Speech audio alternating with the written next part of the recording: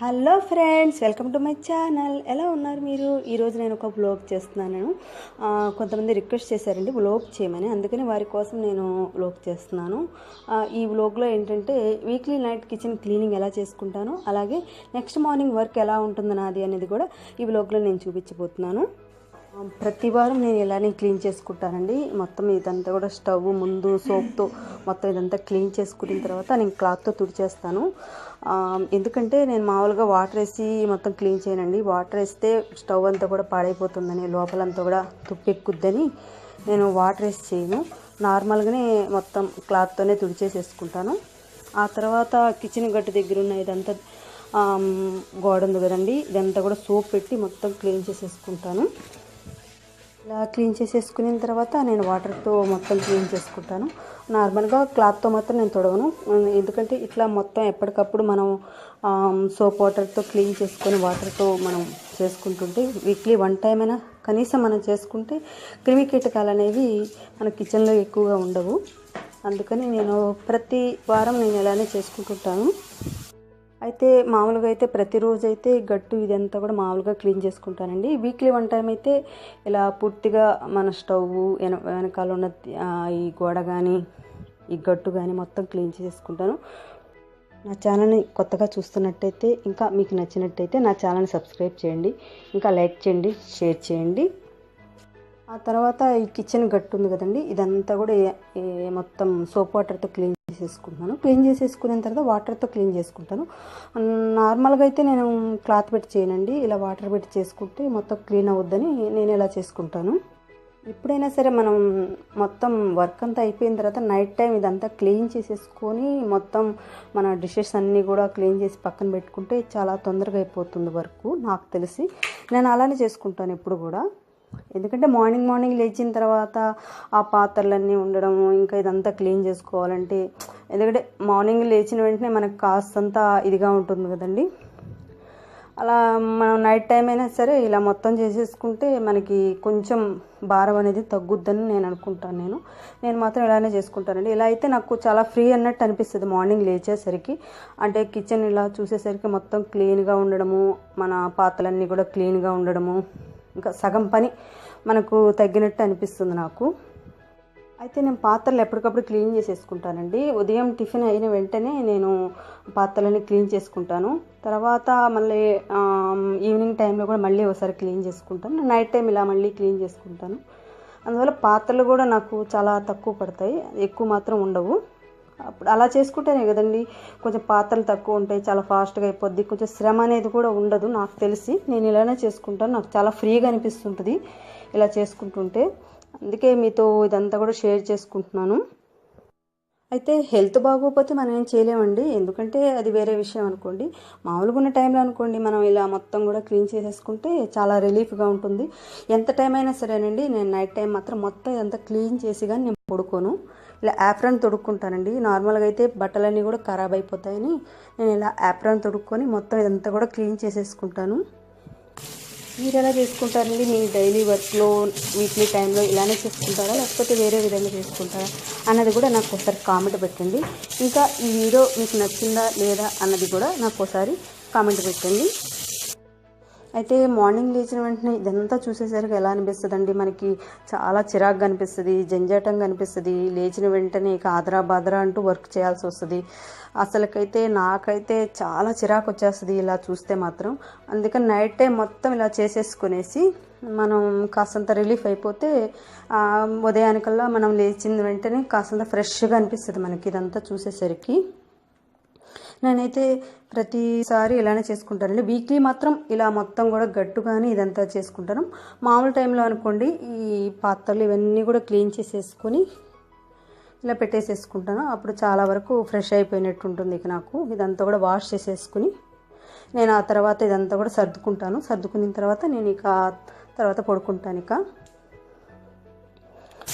నేను ఇప్పుడు నా మార్నింగ్ వర్క్ నేను చూపిస్తాను. నేను మార్నింగ్ 6 o'clock లెగుస్తాను. ఎప్పుడైనా సరే మనకి డీప్ స్లీపింగ్ అవసరం అండి, 8 hours. అదే డాక్టర్స్ సజెషన్ చేస్తారు. అలా లేచిన వెంటనే నాకు చాలా రిలాక్స్గా అనిపిస్తుంది. తర్వాత ఇల్లంతా కూడా పూర్తిగా ఊడ్చేసుకుంటాను. తర్వాత మా హస్బెండ్ తన ఆఫీస్ వర్క్ మీద మార్నింగ్ లేగుస్తారండి. లేచిన తర్వాత స్నానం చేసి ఇలా పూజ చేసుకుంటారు ప్రతిరోజు. ఇలా దీపం పెట్టి తర్వాత దేవుడికి అష్టోత్తరము ఇవన్నీ కూడా శ్లోకాలు కానీ అన్నీ చదివి ఒక 15-20 మినిట్స్ వరకు చేస్తారండి. చేసిన తర్వాత తను టిఫిన్ చేసి అప్పుడు ఆఫీస్కి బయలుదేరుతారు. ఇలా ప్రతిరోజు తను చేస్తారండి. అయితే కొంతమంది పెద్దవాళ్ళు కానీ పూజారులు కానీ అంటుంటారు, ఇంటి యజమాని దీపారాధన చేస్తే చాలా మంచిది అని అంటుంటారు. ఎవరైనా చేసినా ప్రాబ్లం లేదనుకోండి. కానీ మా హస్బెండ్ ప్రతిరోజు ఇలా దీపారాధన చేస్తారు కాబట్టి తర్వాత నేను స్నానం చేసి నార్మల్గా అగరబత్తి వెలిగించుకుంటాను. మీకు తెలిసే ఉంటుంది కదండి, సంకల్పంలో వాళ్ళ నేమ్ చెప్పిన తర్వాత ధర్మ పత్నీచ అని అంటారు. తర్వాత అలా హస్బెండ్ చేస్తే చాలా మంచిది అని అంటారు. ఇలా మా హస్బెండ్ ప్రతిరోజు ఇలా ఒక 20 మినిట్స్ వరకు ఇలా శ్లోకాలు ఇలాంటి అష్టోత్తరం కానీ అన్నీ చదివి ఆ తర్వాత తను టిఫిన్ చేసి తన ఆఫీస్కి బయలుదేరుతారు. నేను ఈవినింగ్ టైంలో దీపారాధన చేస్తారు, ఆయన మార్నింగ్ టైంలో దీపారాధన చేస్తారండి. ఇదేనండి మా డైలీ ఇలానే చేసుకుంటుంటాము. ఇప్పుడు తన కోసం నా కోసం నేను కాఫీ పెడుతున్నాను. నేను ఎప్పుడైనా సరే స్టీల్ గ్లాస్లోనే నేను యూజ్ చేస్తానండి కాఫీ కోసం. ఇలా దీంట్లో కాస్తంత నేను బూస్ట్ వేసుకున్నానండి, కొంచెం చిటికెడు వేసుకున్నాను. తర్వాత నేను కాంటినెంటల్ కాఫీ పౌడర్ యూజ్ చేస్తానండి. కాంటినెంటల్ చాలా టేస్ట్గా అనిపించింది నాకు, నేను దాన్నే యూజ్ చేస్తున్నాను ఇప్పుడు కూడా. అంతా ఒకే బౌల్లో వేసుకొని చేసుకోవచ్చండి, కానీ నేను చేసే పద్ధతి మీతో చెప్తున్నాను కదండి, ఈ విధంగా నేను చేసుకుంటాను. ఈ విధంగా చేసిన తర్వాత నార్మల్గా ఇలా మొత్తం ఇలా గెలకొట్టుకుంటానండి. ఇలా గెలకొట్టుకుంటే మొత్తం కలిసిపోయి మంచి టేస్ట్ వస్తుంది కాఫీకి. నార్మల్గా మొత్తం వేసి ఇలా స్పూన్తో చేస్తే అంత టేస్ట్ అనిపించదండి, ఇలా చేస్తే సూపర్ టేస్ట్ అనిపిస్తుంది. తర్వాత నేను ఈరోజు మార్నింగ్ టిఫిన్ కోసం నేను ఈ వేరుశనగల్ని కొంచెం లైట్గా ఫ్రై చేసేసుకుంటున్నాను. చట్నీ చేస్తున్నానండి, వేరుశనగ చట్నీ. దానికోసం నేను ఈరోజు కొబ్బరి పల్లీల చట్నీ చేస్తున్నానండి. ఇది ప్రిపేర్ చేస్తున్నాను మొత్తము, మీకు తెలిసిందే కదా చాలామందికి. తర్వాత నేను కాంచీపురం ఇడ్లీ చేస్తున్నానండి, అది నా స్టైల్లో చేస్తున్నాను. ఈ మిరియాలను తీసుకొని కాస్తంత కచ్చాపిచ్చగా నూరుకుంటున్నాను. తర్వాత ఒక చిన్న కడాయి తీసుకొని దాంట్లో కాస్త నెయ్యి వేసుకొని దాంట్లో జీడిపప్పులు కూడా వేసుకొని లైట్ బ్రౌన్ వచ్చే లోపే నేను ఈ శనగపప్పు, మినప్పప్పు, తర్వాత ఇదంతా కూడా కాస్తంత లైట్గా ఫ్రై వచ్చేలాగా చేసుకుంటున్నాను. ఈ చేసే టైంలోనే నేను కొంచెం జీలకర్ర కూడా వేసుకున్నాను, కొంచెం ఆవాలు కూడా వేసాను. వేసేసుకొని లైట్గా కొంచెం ఏమంటారు కొంచెం బ్రౌన్ కలర్గా వచ్చే విధంగా చేసుకుంటున్నాను. ఆ తర్వాత మిరియాల పౌడర్, తర్వాత సొంటి పౌడర్ కూడా వేసాను. చాలా మంచిది కదండి ఇవన్నీ వేయటం వల్ల మనకి. ఇవన్నీ వేసిన తర్వాత కరివేపాకు పౌడర్ కూడా వేసేసాను దీంట్లో. వేసేసి మళ్ళీ ఒకసారి లైట్గా ఇలా మిక్స్ చేసేసుకుంటున్నాను. మిక్స్ చేసేసిన తర్వాత ఆల్రెడీ నేను నైట్ టైం నేను రుబ్బి పెట్టుకున్నానండి ఇడ్లీ పిండి. దాంట్లో నుంచి కొంచెం నేను తీసుకున్నాను ఇడ్లీ పిండి తీసుకొని ఈ ఆల్రెడీ నేను ఫ్రై చేసుకున్నాను కదా కొంచెం, దీన్నంతా కూడా దీంట్లో వేసేసుకుంటున్నాను. వేసేసుకుని మొత్తం మిక్స్ అయ్యేలా చేసేసుకుంటాను. అయితే కాంచీపురం ఇడ్లీ చేసే తరీకా వేరుగా ఉంటుందండి. నార్మల్గా ఇప్పుడు నేను చూపించాను కదండి తాలింపు, ఇదంతా కూడా కాంచీపురం ఇడ్లీ వాళ్ళు చేసే విధంగానే ఉంటుంది. కాకపోతే వాళ్ళు గ్లాసులు అరిటాకులు వేసి ఉడకబెడతారు.